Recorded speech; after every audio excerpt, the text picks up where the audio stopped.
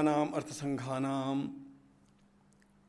रसानां छंदसामपि मंगलानां च कर्तारौ वंदे वाणी विनायकौ। नमामि सद्गुरुं शान्तं सच्चिदानंद विग्रहं पूर्णब्रह्मपरानन्दम् ईशमानन्दिवल्लभं माधुर्यरसकल्लोलां शिवशक्त्यैकरूपिणीम् अमृतानुभवार्थाय वंदे ज्ञानेशनन्दिनीम्। योगेन चित्तस्य पदेन वाचां मलं शरीरस्य च वैद्यकेन योपाकरोत्तं प्रवरं मुनीनां पतंजलिं प्राञ्जलिरानतोऽस्मि। भगवान पतंजलि महाराज हम लोगों को योग क्या है यह समझाते समझाते बाहर के वाटिका में तो बहुत घुमा लिए, लेकिन अब उस वाटिका के भीतर जो महल है उसमें वे हमारा प्रवेश करवाना चाहते हैं। पहले उन्होंने भीतर क्या है उसका परिचय कराया और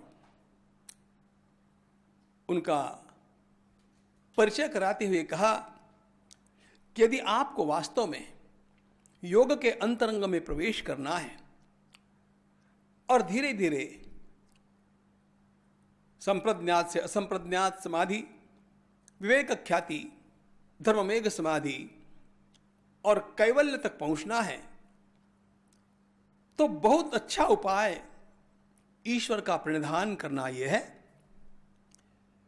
उस ईश्वर का उन्होंने परिचय तो कराया और हमारे साथ उसका संबंध क्या है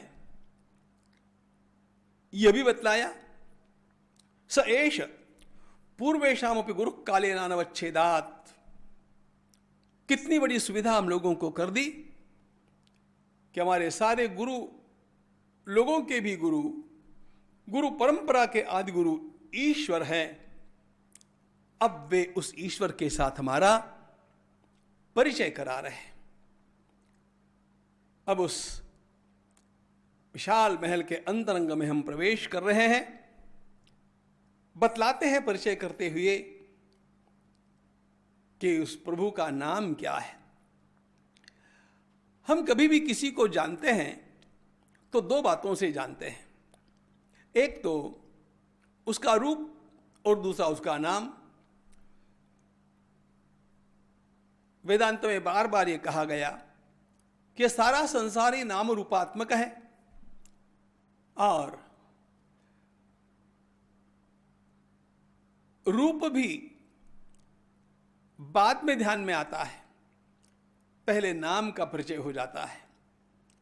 ऐसे कितने लोग हैं जिनको मैंने देखा नहीं, लेकिन जिनका नाम हम लोगों को पता है और बाद में एक प्रतिविज्ञा होती है कि ये जिनका नाम है ये वो सज्जन है।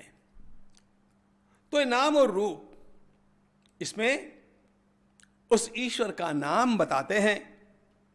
तस्य वाचक प्रणवः, उस प्रभु का, उस सर्वेश्वर का, उस परमात्मा का नाम प्रणव है।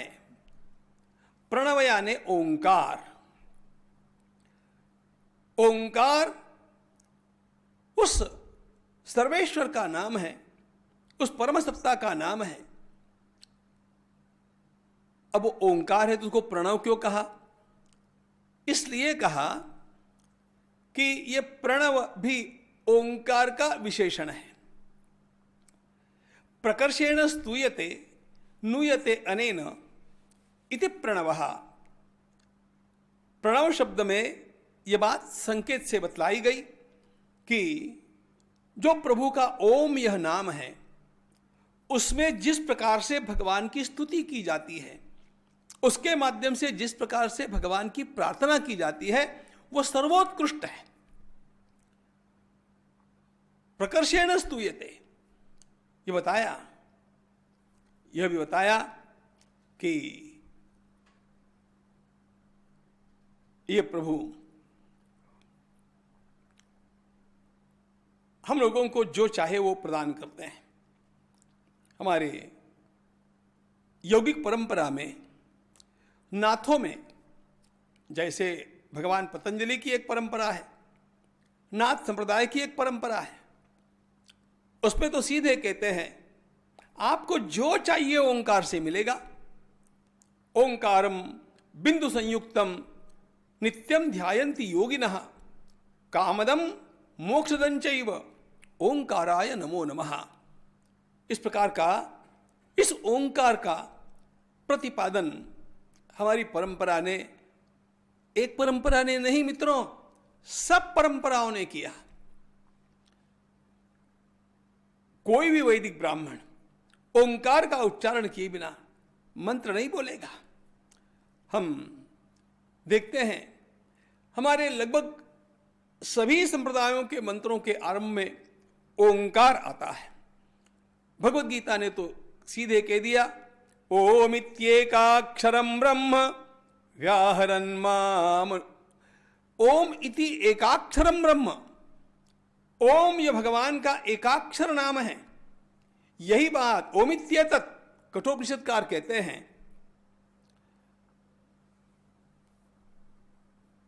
यह बात वैदिक परंपरा के सारे ग्रंथों ने तो कही ही कही। हमारे बौद्ध परंपरा में, जैन परंपरा में, सिख बंधुओं की परंपरा में, भारतोत्पन्न सभी परंपराओं में, उपासना के संप्रदायों में ओंकार की महत्ता आपको मिलेगी। इस ओंकार का इतना विलक्षण अर्थ, इतना गंभीर अर्थ ऋषियों ने हम लोगों को बताया है कि हम इसके अर्थ का जब विचार करते हैं तो दिग्मूढ़ हो जाते हैं। इतने सारे अर्थ किसी भी संसार के एक नाम में आपको नहीं मिलेंगे। इतना एक ओंकार में भरा हुआ है। तस्य वाचक प्रणवः। पहली बात यह ध्यान में लेनी चाहिए कि यह जो ओम नाम है, यह भगवान का वाचक नाम है। यह प्रभु का परिचय कराने का नित्य संकेत है। एक होता है स्वरूप संबंध और एक होता है वाच्य वाचक संबंध।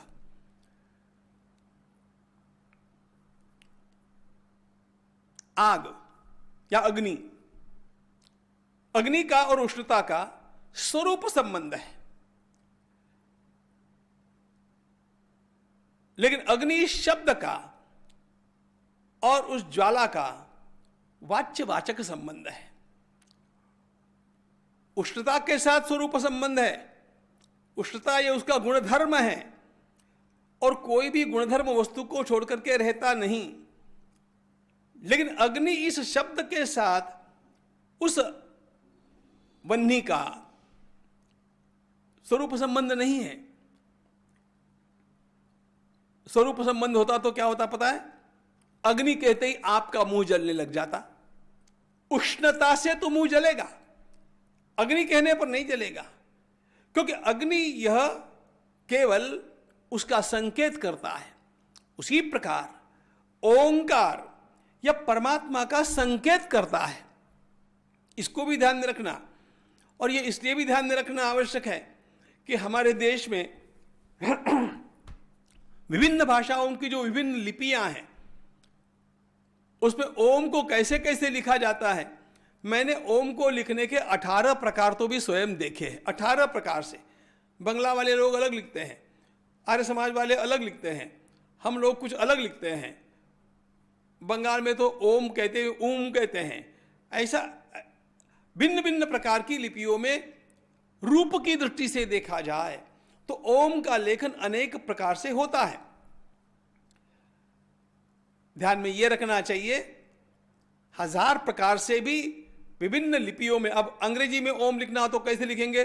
ONM, तो ये ओम हो गया। और हम लोग लिखेंगे ओंकार की एक सुंदर आकृति बनाते हैं, वह सुंदर मांगलिक आकृति लगती है।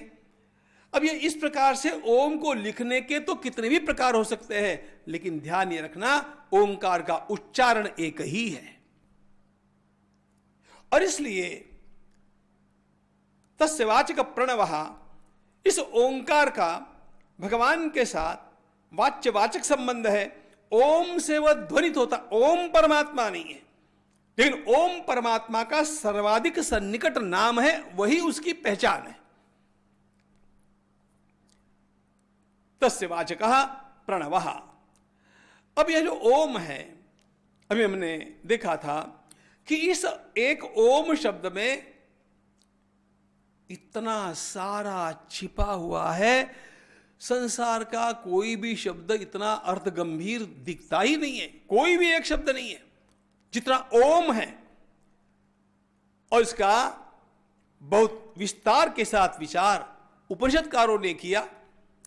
अरे मांडुक्य उपनिषद तो केवल ओंकार क्या है यह बतलाने के लिए पूरा का पूरा उपनिषद चला गया। तो क्या है ये ओम? तस्य वाचकः प्रणवः। जब भगवान पतंजलि हमारा परिचय उस ईश्वर तत्व से कराते हुए ये कहते हैं कि ओम उनका नाम है, ओम उनका वाचक शब्द है। तो ओम ये क्या है? अब देखिए, ओम में 3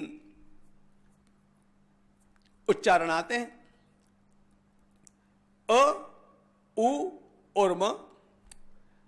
अकार आया, उकार आया और मकार आया। आगे जाकर के जो अर्धमात्रा आती है उसको अभी छोड़ देंगे, लेकिन ये अ, उ और म, इन अ, उ और म 3 शब्दों का जो संकेत है वो कितना गंभीर है, थोड़ा थोड़ा देखने का प्रयास करते हैं। अ, उ, म से ब्रह्मा विष्णु महेश्वर इन तीनों का बोध होता है।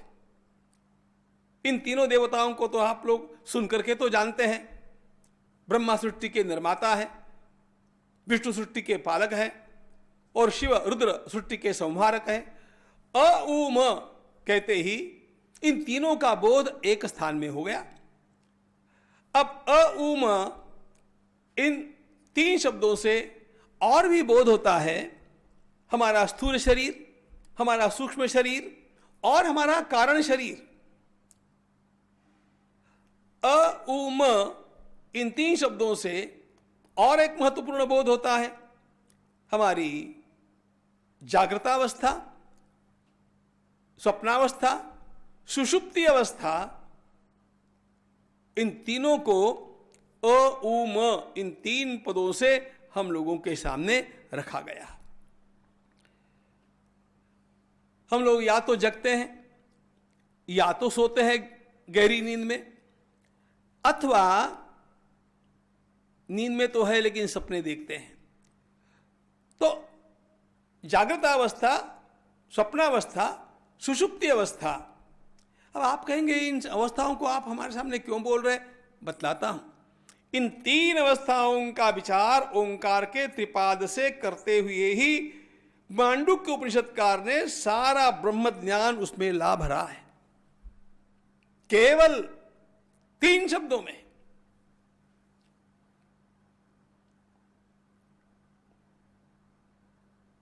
कल्पना करो, हम जग रहे हैं यानी क्या आप जानते हैं, सपना देखते हैं यानी क्या हम जानते हैं, और नींद, गाढ़ी नींद में सोए हैं आप जानते हैं। गाढ़ी नींद में सोने के पश्चात जब हम जगते हैं तब हम कहते हैं कि आह बड़ी अच्छी नींद आई। ये अच्छी नींद आने का अनुभव लेने वाला उस निद्रा के समय कौन था? उपनिषदकार कहते हैं तुरीयं त्रिषु संततम।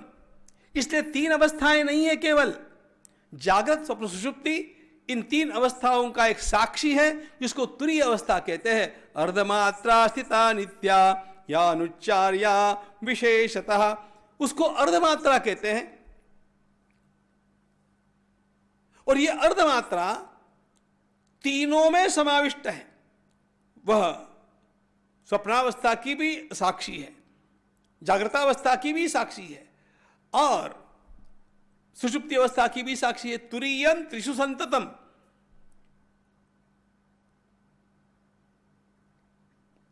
उपनिषदकार ने तो यहां तक कह दिया, चतुर्थम मन्यते।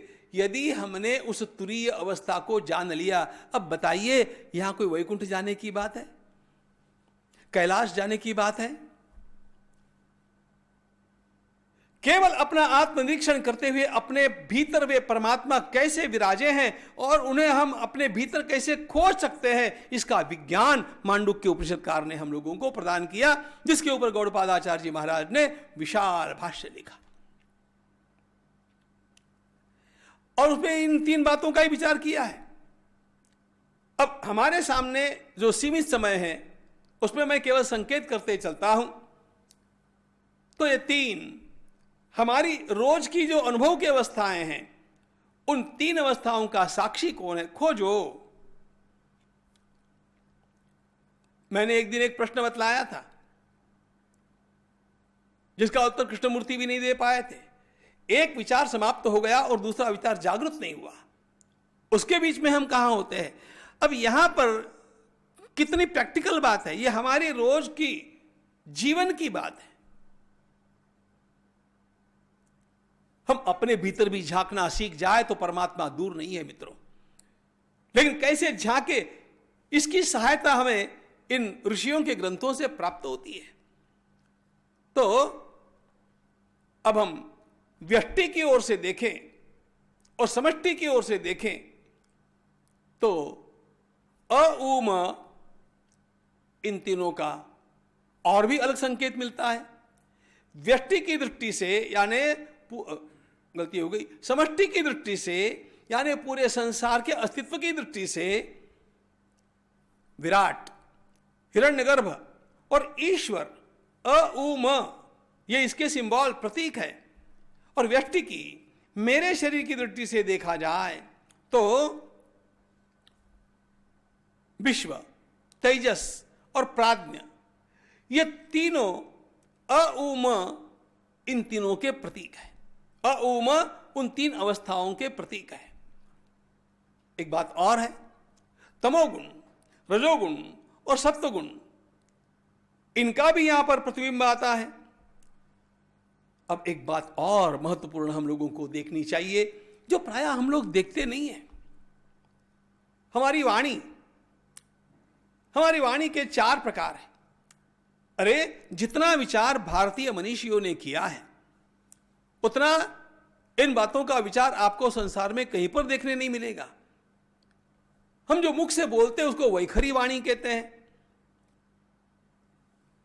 लेकिन यह वाणी एक ही वाणी नहीं है। वह जब कंठगत होती है तो उसको मध्यमा कहते हैं, वह जब हृदयगत हो जाती है तो उसको पश्यंती कहते हैं। यह सूक्ष्म स्वरूप है वाणी के। हमारे भीतर से नाद शब्द की आकृति लेकर के कैसे बाहर आया, उसकी जो प्रक्रिया हमारे भीतर से आरंभ हुई, उस प्रक्रिया का प्रतिलोम विचार करते हुए पीछे जाने का तरीका बताते हुए वैखरी, मध्यमा और पश्यंती ये 3 वाणियां अ, अकार, उकार और मकार, इन 3 प्रतीकों से बतलाई जाती है। और जो चतुर्थ वाक है परा, वो तो अत्यंत अलग है। अब जप के भी आगे जाकर के आप देखेंगे इस ओंकार की उपासना करने का उपाय जो भगवान पतंजलि बतलाते हैं, तद जपस तदर्थ भावनम। अब ये जो जप भी करना है, वो जप भी हम लोग वाचिक करते हैं, मानसिक करते हैं और